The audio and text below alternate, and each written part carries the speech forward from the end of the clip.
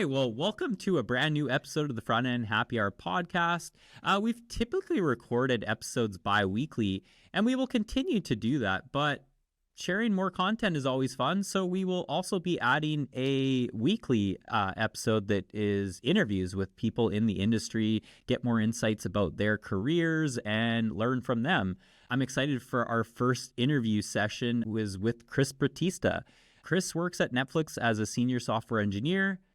Funny enough, he was joining my team just as I was leaving. So I know he's going to give me some shade on this one, and I'm all for it. But Chris, welcome to the Front End Happy Hour podcast. Love to hear who you are, what you do, and what your favorite happy hour beverage is.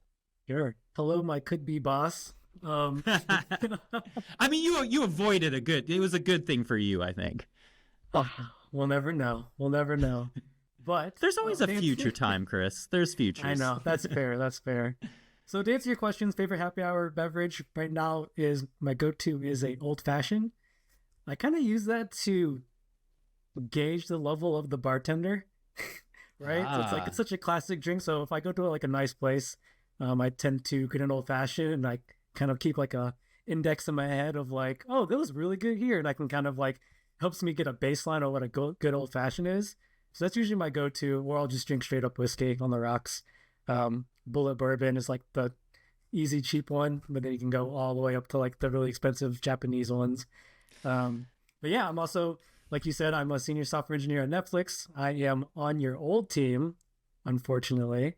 Yes. And I'm excited to talk to my quote-unquote former boss. Yeah. I mean, I am sad we never got to work closely together. Like, we'd always interacted here and there, even probably more on Twitter than we did actually at Netflix. And so I was really excited to have you moving from the studio org to our team and platform. Yeah, it was awesome to be able to do that. I didn't know at the time. And then it's like, hey, Chris, I'm sorry, but I'm leaving. But you still joined a good team. So it worked out. Yeah, I think it's funny that I just found out about the job itself through Twitter. So Twitter. I forgot about that too. Right? Yes. Oh man, I still love Twitter. Yes, like Twitter is definitely a great spot. I feel like it's had its ups and downs in the past like couple years, like just from the whole like Elon Musk takeover and things like that. It's changed a lot, but I feel like it's starting to come back to what it used to be. I don't think it will ever be 100% what it used to be, but I'm feeling like there's more engagement and some good conversations happening. So it's nice to see. Yeah, it's a spiral for sure. I remember when you tweeted that your team was looking, I was like, this is it. This is the time. This is the time to shoot my shot. And I remember I just DM'd you and you're just like, yeah, just hit me up. I was like, all right. And it was like a super fast process too, which was like really nice. I mean, you were already working at the company, right? Like exactly. It should be pretty quick and painless. It's like my goal there when I'm moving someone internally is I'm just going to make an assumption that they're good, that they know what they're doing, like especially baseline technology. They understand that. And I'm going to make that assumption. I can also ask their former manager or their current manager, I guess, is at the point, like they're there at the company and can kind of understand that. But then the goal really is this the right team for you? Like Chris, like, hey, is this something that you're interested in? Is it the right fit? Talk to some people on the team, figure out what we're doing. I'll answer any questions. And like, that was always kind of my goal. And I'm glad that it was really smooth for you or really fast, because I have moved internally at companies, and Netflix being one of them. And I realized that there was everyone did it differently.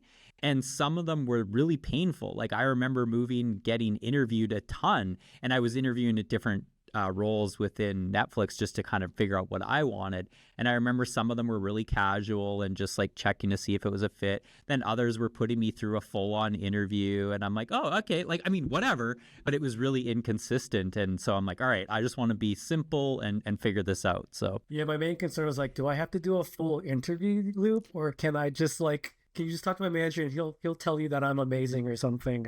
One thing I really liked is just how painless it was and just how supportive my previous manager was. He was great. But yeah, I remember I reached out to you and I was like, is this okay that I'm talking to you? Like, I feel like I was like going behind someone's back, like in a relationship. And I was like, I don't know. Like, I felt like really torn. Like, do I tell my manager that I'm talking to you? But then what if it doesn't work out and maybe he gets upset and he wants to like, not like retaliate, but now it's like there, right? Like I am now a risk, like a flight risk, right? In their head at some point. So I was like very conflicted in many situations or like in many scenarios. So I was like, I hope this like works out very fast and then we can move on. And that's the way it should be, right? Like your manager should be supportive, right? Mm-hmm. Especially if they're like, it sucks, it's a bummer, right? Like as a manager, when I lose someone great that they're moving to another team or leaving the company, it sucks, it's a bummer, right? But at the same time, especially if they're staying within the same company, that's awesome. It's like, cool, they want to try new challenges or do something different. And that to me is exciting. And it's like, well, great, we get to keep someone awesome. They're going to contribute in just a different way and it keeps them engaged. So I think there's benefits to it, but yeah, you never know how your manager is going to respond. Fortunately, I felt like Netflix was always really good for that. It was like you don't get retaliated in, and like it was almost encouraged to explore different things, even just have the conversation, be like, actually, that team is not for me. And that was cool. I figured that out. Maybe you want to stay in your old team. So I think that it is good to do that. So I'm glad you at least reached out and had the conversation. Yeah, it worked out because my old teammates just pinged me anyways because I'm still in the same Slack. So when I wrote some code, they're like, what is this? I could still answer that question. So it wasn't like a terrible, like the knowledge transfer wasn't like as intense because I was like, just DM me. Like I'm right here. Oh yeah. You can set up recurring one-on-ones with me. I can explain some stuff because I'm sure it looks crazy.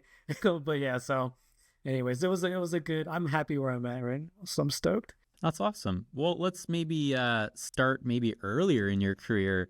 Can you share a bit about your career? What led you into the tech industry? And then, what brought you to Netflix? Yeah, I have quite a long journey. I think I became like a professional quote unquote programmer in like 2009-ish. So quite a ways away. I started off like mainly on the DoD space on the East Coast. So I was doing government contracts. Government gets kind of boring after a while. I think I was like in the DoD for like almost a decade. And everyone kept talking about Silicon Valley, West Coast tech. West Coast tech is the best. And I was like, okay, let's see what it's really about. So I ended up moving over here, like fast forward to 2019. I was like, okay, I'm going to make a jump for it. And this is before like remote was like a big deal right now. Nowadays, I would have stayed on the East Coast for sure if it was like it now. But the only way for me was I would have to go to the office. So I was like, okay, let me put myself in a position to where there's a lot of companies that I would like to work at, which is either Los Angeles area, the Bay Area. I ended up going to Los Angeles, doing like a startup there. And I was like, okay, got acclimated to California. And then COVID happened like a year later. So like I was stuck in a shoebox with a newborn son and my wife. And they're like, why did you put us in this situation? I felt so bad. But anyways, we made it through it and everything's amazing now. But yeah, I mean, it was interesting because going from DoD to like startups is kind of like a culture shock. Absolutely. Especially the people you meet. Yeah, like in the DoD space, like college was like a big deal. They're like, oh, where'd you go? I went to this Ivy League school. I didn't go to Ivy League school, but all these other kids did. And they asked me, I'm like, don't worry, you never heard of it. I was like, I would just never say where I went. I was like, my GPA was not good. I was like, but anyways, like, yeah, the DoD space was just like all like image on paper. It was interesting. But then when I went to the tech and like the startup I went to, there was like a lot of boot camp people. A lot of people from like non-traditional backgrounds. I don't have a CS background. I have like an IT background kind of, or a degree. But it was interesting just to see the personas, like the difference between, I'm not saying like they're good or bad, but the persona from like a classical trained like CS degree person to like this bootcamp person. I don't want to like compare and contrast, but it was like night and day. One wasn't bad, one wasn't good, but it was just different. So that was like one of the things like I had to adjust to on the West Coast was everyone was like super upbeat, light, like, yeah, let's go happy hour, let's go chill. And then when I was on the East Coast, everything was like, okay, clock out 5 p.m., do your timesheet, blah, blah, blah. After this, I ended up at Hulu, and this was like my first introduction to like entertainment business. And ultimately how I ended up at Netflix. I never really thought about streaming. It was always just like an app on my phone or my TV. Didn't really think much about it. Never really thought that I wanted to work there. But oddly enough, I started like doing streaming on Twitch. And a lot of like these streamers that were popular, they all worked at Netflix. It was really weird. It's like if you stream on Twitch, like somehow like you should work at Netflix. yeah. So it's weird. That happened to me as well. So like I'm sure you know like who the Prime Engine is. He's like one of like the bigger streamers in the space. And one of my friends, Jordan, who was also working at Netflix at the time, I was like, man, you guys are like really smart. I was like, where do you work? They're like, I work at Netflix. I was like, oh man. I was like, I don't think I could ever work at Netflix. You guys are like amazing. But yeah, the fast forward things like Chris, you know, from the team, I knew him prior to Netflix, and I remember I was on the beach in Hawaii with him. We were just drinking beers. I was like, dude, I was like, Chris, you're like insanely smart. So I get why you work at Netflix. I was like, should I just shoot my shot? And this is, I'm working at Hulu at the time. And, you know, with competitors, we were always comparing Netflix numbers to Hulu numbers. And we'd always see like Netflix is like just dominating the stream. And I was like, I want to see what it's like over there. And we're always talking about their technology and how they're so fast. I was like, well, I wonder what it's like on the inside. So it really got me thinking, especially after seeing like Netflix engineers, quote unquote, code live, which I thought was like super impressive. And then also knowing Chris, who was also a very impressive engineer in my eyes. I was like, okay, let me try it. And I remember I got my laptop like right after I got done drinking a bunch of beers, and I just cold applied. Like I didn't even ask for referrals. Just cold applied to like 3, and then like 2-3 days I was already like doing like phone interviews with them. It was super fast. Granted, this was like the peak of tech. This is when like the stock price of everybody, it was just like, so like it was that like early COVID time, was it? Or yeah, it was like potentially like you could argue it was probably easier to get into tech when it was just booming, because business is booming, right? Companies are just like, oh, I got all this money, we need headcount, blah blah blah. So potentially like that could be a reason why I got hired. I'm not doubting my own abilities, but I mean, it was definitely a different time for sure. But yeah, then I ended up here. It's funny because now that I've worked at Hulu, which is now like Hulu Disney, and that's when I left when Disney did the full acquisition.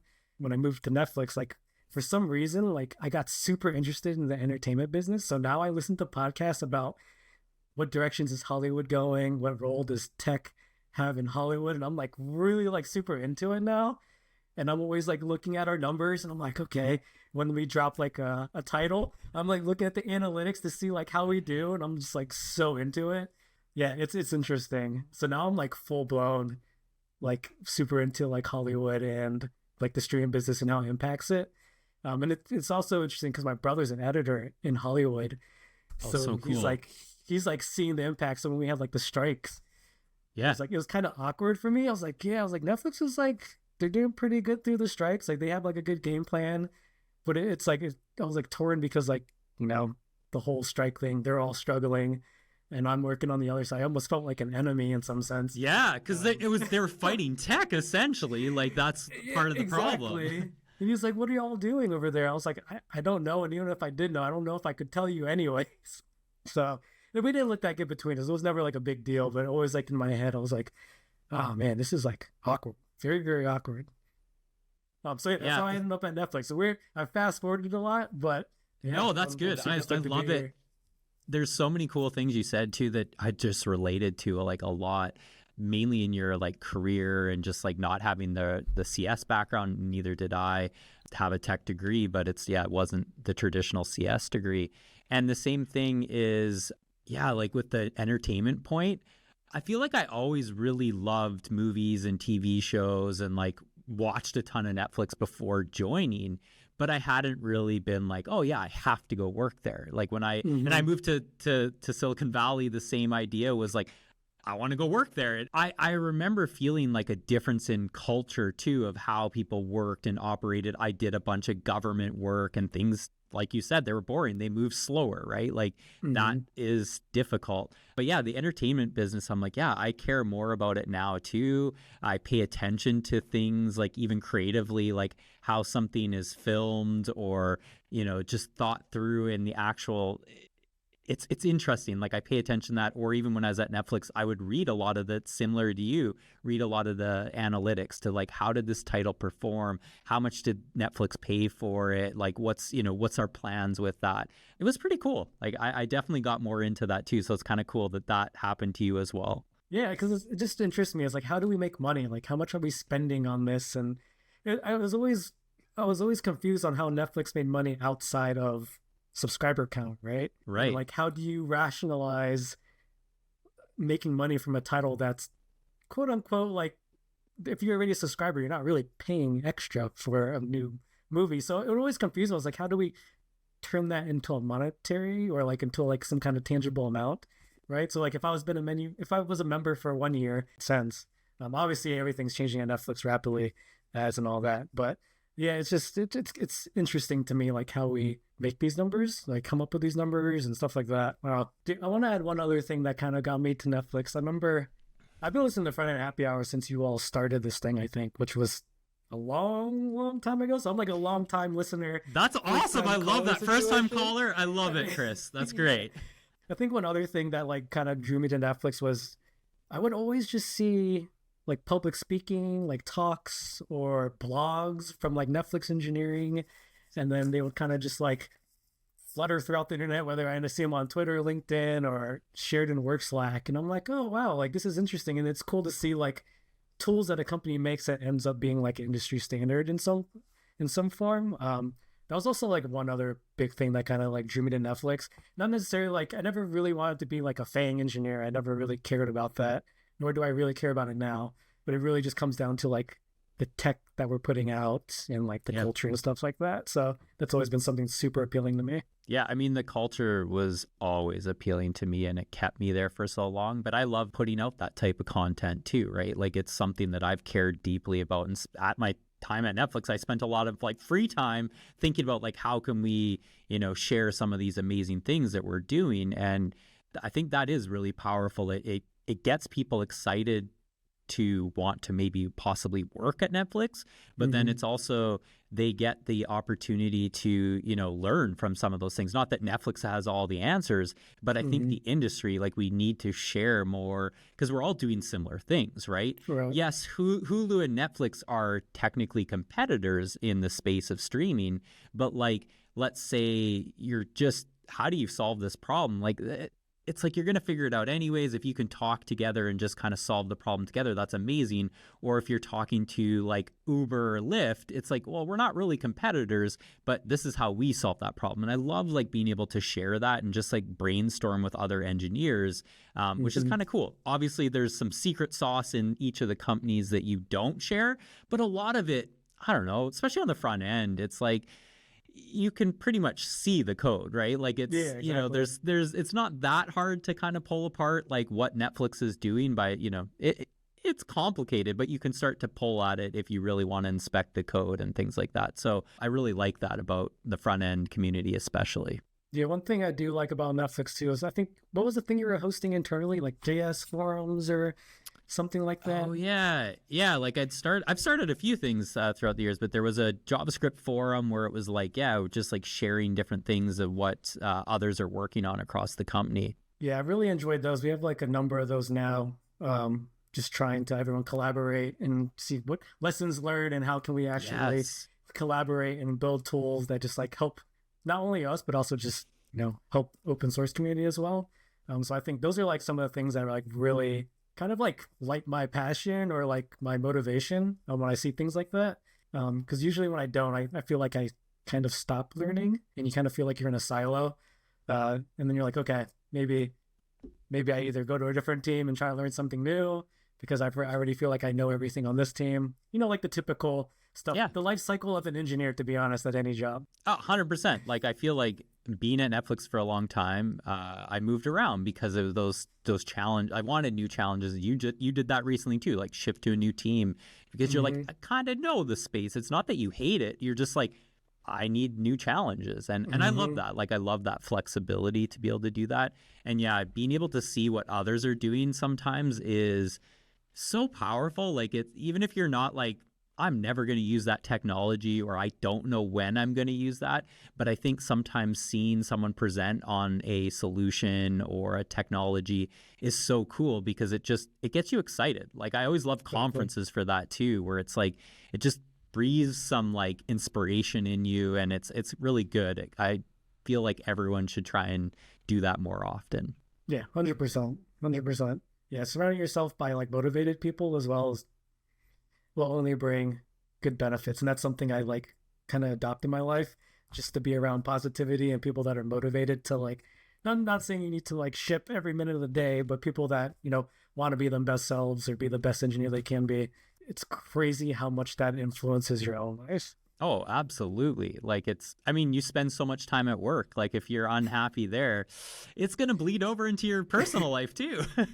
Yeah, exactly. 100%. So you were before at Hulu, and I'm curious, like, how much did that help you in your preparing for Netflix? Like two streaming services, was it like helpful or just completely didn't really matter? I don't know how much it mattered. Like at the end of the day, especially like if you're in the UI space, it's kind of like same thing, different product almost. It did prepare me in the sense that like now I was familiar with like the entertainment industry. Also just the scale, like traffic, right? Obviously, we had a good amount of traffic. I don't think anywhere near as much as Netflix because they weren't global at the time. But it's still like it's a non-trivial amount of traffic. So, uptime is very important and, making sure what you're shipping out is like good. So like, hardened tests, all that stuff like that. So it's almost like, I think like the team I was on was almost equivalent to kind of like to Doom, like on Netflix or something, right? Kind of like a front porch, SEO heavy, etc. So in that sense, it did prepare me, but it wasn't like the first time I did those things. But it was good to just be like familiar with industry, understand like, oh, this movie's coming out or this show's coming out. We need to do something. A/B testing is also like a big thing, right? Because for any platform, customer acquisition is like super important. So you want to do A/B tests. What can you do to tweak the UI to get more subscribers, stuff like that. So that was like pretty relevant as well. So yeah, I think all in all, it was like a really good experience that did prepare me fairly well. But ultimately, it comes down to the engineers themselves, right? Like you could be at a great company, but were you doing good work? I don't know. Maybe not. Do you do your best to keep up with your skills? Are they sharp, or are you working here and kind of just floating, right? So it really comes down to those factors as well. But I think ultimately it did have a positive impact on my interview process and just my headspace for getting into the role. That's awesome. No, I love hearing that. And I'm curious too, and you mentioned like staying up to date with tech. I think that is super important. It's hard too, right? Like we have full-time jobs and it's like, how do you stay up to date? Especially in the front end space, it's constantly changing. Some of it is things that you might just be able to ignore, but it's also hard to know what you should ignore and what you should listen to. I'm curious, like, what are some things that you find useful for staying up to date? Like you mentioned, like watching folks on Twitch, which is a cool way, like something that not something I had done a lot of, but I'm curious, are there other ways that you stay up to date on what's the new trends or new tech to try? Yeah, I think one is conferences for sure. I watch a lot of like virtual conferences. Thankfully, they're all mostly streamed nowadays. So that's like one way that I keep up to date. Another one that's like not so much, but Twitter. There's definitely a key number of people I follow that are like very well known in the open source space for just delivering great libraries. So I'll tend to curate lists with those people on it and kind of just going through that list. I'll call it like open source or something and go through and see what they're talking about. And then also I joined Discord. So a lot of the products I use, I tend to have questions and not necessarily that the docs can't answer because they're very like specific to what I'm doing. So I'll go into Discord and I'll either search for like keywords for questions or I'll ask them and be like, okay, well, what's a good alternative or whatever. But yeah, it also just comes to, I like to code for fun. Not so much nowadays. I kind of had like a big burnout session not too long ago, but I tend to like build products and just try all the newest stuff and see what I'm missing. Because when you're at companies like Netflix or Hulu, any company that has existed for more than 3 years or more, you're not going to be on the latest and greatest. So typically what's going to happen, and that's one thing like a lot of people I think don't realize is these companies have been around. So their code base is using, library versions or whatever that were from like years ago, because refactoring is just too risky or not even worth it. So sometimes for me, like to scratch my own itch, I have to build stuff with the modern things outside of work because I don't get to play with those internally. That doesn't mean I ignore them completely internally. I'll pitch them, but the migration path to adopt like the leading edge or bleeding edge, it takes a while, right? So that's kind of how I keep the day, building, reading, kind of just keeping my ear to the ground for sure. That's awesome. And I love that you brought up the like not just jumping on the latest things at work, like that, yeah, these companies aren't doing that because it's so expensive. Like it's risky too, right? Like you had mentioned, like you're introducing something new to the code base, but it's expensive in the sense that it can be a distraction, or you're not getting any real value or impact out of switching to the latest version of X, Y, and Z. You have to really like be thoughtful about when you're switching and like what are you actually gaining for it. And so even when you said pitching it, it's like it probably looks like thinking through the strategic thing of like what value are we going to get, what problem is this solving, and then what's the rough estimate that it'll take to actually migrate to this said technology. And then everyone should probably times that by 10 because it's always way longer than you expect. Exactly. I did a migration not too long ago, and Netflix is like a heavy doc first company. It's probably the first I've seen that had so much in Google Docs. I've never seen so many Google Docs in my life. But I was doing this migration, I made a lengthy doc, and I was like, these are the benchmarks. This is actually an improvement. I measured it, and then gave like my pros and cons of like developer experience. But pretty much had to like make a huge case to be why it would be worthwhile to put like a full like roadmap, right? And that's really what you have to do with these big companies. You can't just go in and say, I saw this on Twitter and it looks amazing. Let's just npm install it and then just go with it, right? You have to be very pragmatic about how you make these decisions. And that's one thing I really like about Netflix that I noticed too, at least on this team and my previous team, is we're very thorough in our investigations. We don't just throw ideas out with like any false promises. We do our due diligence to, say, this is good. This is why I think it's good. I tried it here. It was actually pretty good. What do you think? And I love that kind of stuff. Yeah, I'm a huge fan of that. And you're right. Netflix is like memo heavy, like so many Google Docs. And I'm so guilty for it too. It's ingrained in me that like if you came to me and you're like, hey, Ryan, I want to introduce said technology. I'm like, great. Like what does it solve? What's the cost of it? How's it impacting others? Write up a memo. Like, Chris, go write it in a memo, share it with the team. I think it's so powerful too, because you get asynchronous comments and you get people able to like say, wow, you didn't even think about X, Y, and Z, Chris. And you're like, amazing. Like, it's just making you a lot more thoughtful really fast. And I also expect engineers at a senior level to not just be an npm install and to be a little more thoughtful. And I don't care, like we'll make mistakes on it, but I think it is so important to be like pragmatic on that and just thoughtful. And I think it makes us better engineers. Like, it truly does. I think just like putting that thought that goes into it and putting it on paper, you kind of think through it and you might even decide, wow, this is not worth it. Like, I've totally come to that decision where I'm like writing up a memo and I'm like, yeah, I'm not even going to, like, I don't think this is the right thing for us. And I might share it with people and with my conclusion, but it was not what I intended at the start. Was like, we need this technology. And then it's like, no, it's not worth it. Exactly. And like, you're familiar, obviously you're from the team I am on now. So you're familiar with the code base. Like, we have this huge mono repo and we have a good amount of engineers working on it daily. So it's like, if I want to introduce something, this impacts all of them too. So I also have to like shop it to them and be like, as a stakeholder in this code base, like, do you like it? Like, is this something you would like as well? So I can't just think about like the core team that I'm on. I have to think about everybody else too, and just weigh their input as well. So the impact it has is so great. So it's definitely like a skill set I felt like I was pretty good at.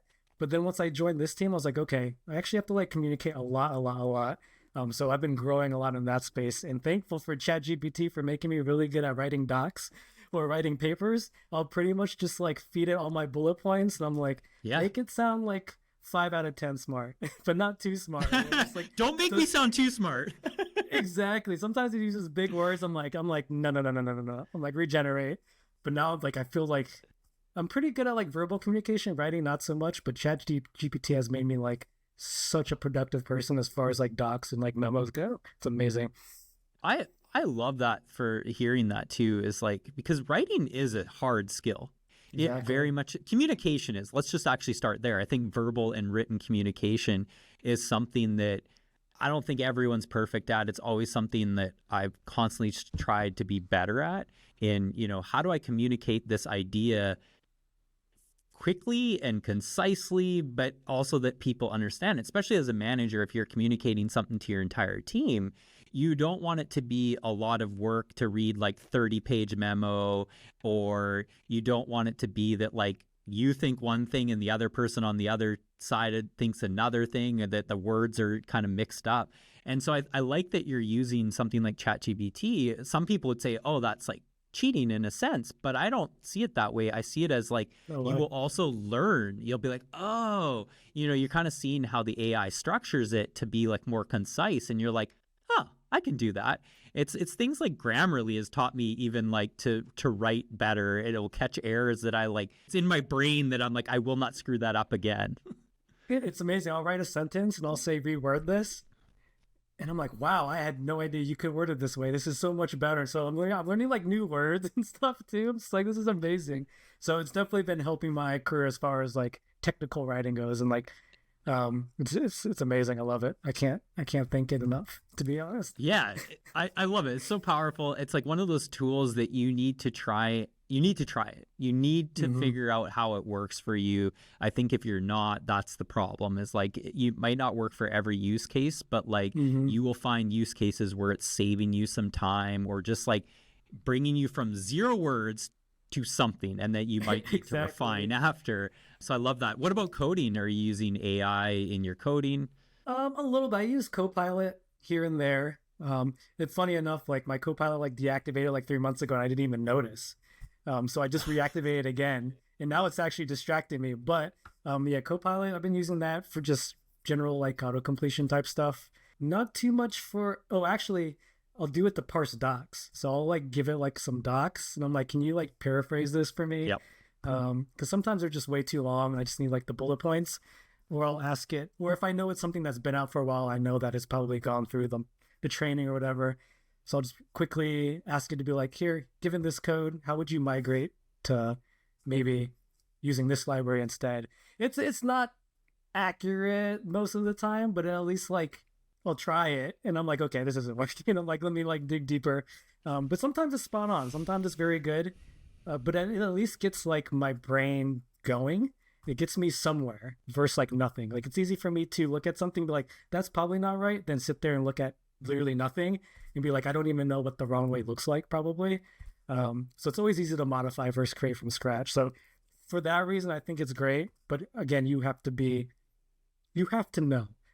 Like you can't just copy and paste. You have to do your due diligence. It's like a code review. So, but yeah, I use it not too heavy for really complex tasks.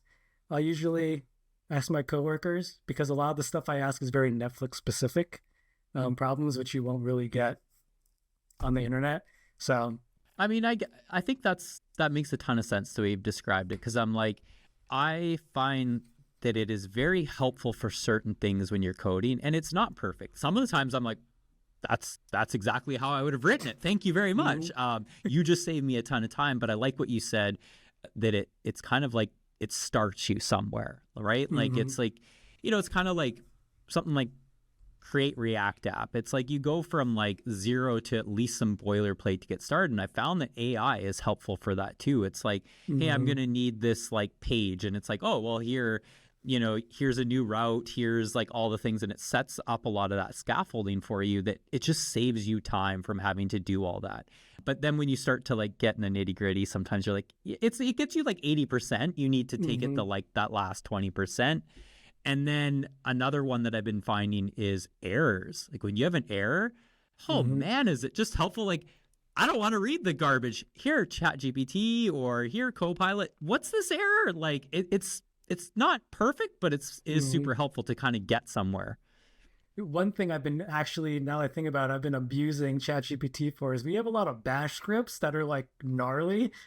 And I'm not the biggest fan of bash, so I'll actually like copy and paste the bash script, and I'm like, can you just explain to me what's happening? And like it's been doing a super good job at it. I'm like, oh, okay, thank you.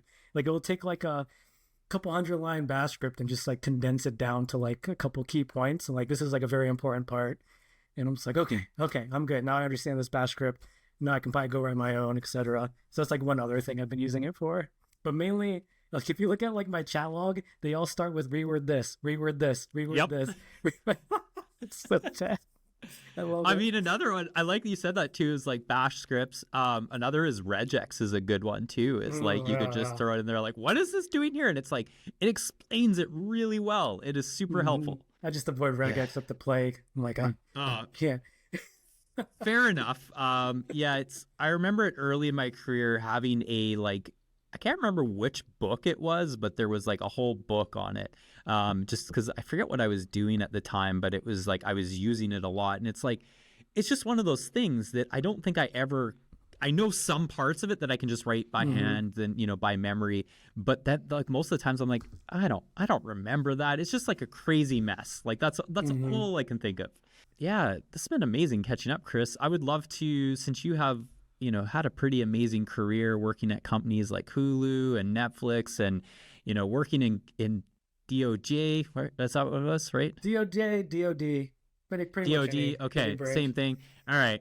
And what advice would you leave people? Like if you were to give some inspiring advice for software engineers out there, yeah, love to hear it. Yeah, I mean, first, it's like insanely hard to get an engineering job nowadays. For me, what I found works is, you just have to know your foundations very well. One thing I see people struggle a lot is they kind of hear about all these technologies and they'll just scratch the surface layer and then they'll move on to the next technology that they think is great.